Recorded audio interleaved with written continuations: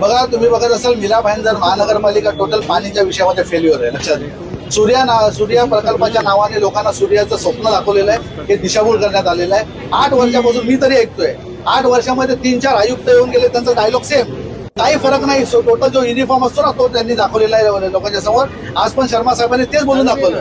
पण या ठिकाणी मला असं वाटतंय की या ठिकाणी जनतेचे जे प्रतिनिधी आहेत हे टोटल फेल झालेले आहेत. लक्षात घ्या. मोठे मोठे आश्वासन करून मीरा भाईंदरमध्ये महानगरपालिकेचे इलेक्शन जिंकले, आमदारी के खासदारकी जिंकल्या आणि लोकांना तुम्ही दिशाभूल ठेवलं. लोकांना लॉलीपॉपनी गाजर दुसरं काय ठेवलेलं नाही. लक्षात घ्या, ते गाजर आम्हाला हजम झालेलं नाही. या मीरा भाईंदर महानगरपालिकेतर्फे तुम्ही बघत असाल या ठिकाणी मोठे पाण्याचा प्रश्न आहेच. त्या ठिकाणी हॉस्पिटल कुठे आहे, शाळा कुठे आहे, सीसीटीव्ही बंद आहे. या ठिकाणी लोकांवर, महिलांवर बलात्कार होत आहेत. लक्षात घ्या, ह्याच्यावर कुठला कायदा काही नाही. या दिवसांदिवस या ड्रग्सचं माफियाचं मोठं साम्राज्य आहे. कुठेच लक्ष नाही यांचा. जनतेचे प्रतिनिधी टोटली फेल झाले असा आमचा आरोप.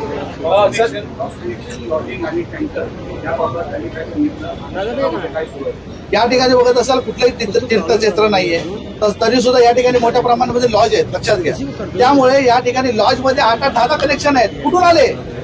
मीरा भाईंदर मध्ये कुठलंही या ठिकाणी क्षेत्र नसल्यामुळे या ठिकाणी दारू पिण्यासाठी जर येत असेल आणि त्यांच्या गाड्या तुम्ही लोकांच्या समोर धुवत असतील तर जीव जाणार नाही का?